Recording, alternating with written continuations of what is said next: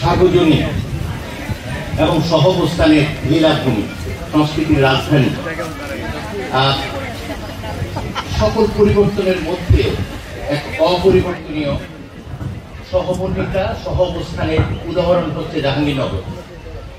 এবং নাট্যতত্ত্ব বিভাগের এই আয়োজনের সেই মুহূর্তের জন্য আবার জাহাঙ্গীরনগরের একজন সদস্য হিসাবে মনটা আবার ভালো পেয়ে গেল। আমরা ছোটখাটো বিষয় নিয়ে যে বিবাদ বৈরিতা করি, সেখানে এই ধরনের আয়োজন আমাদেরকে আবার পথ দেখায়।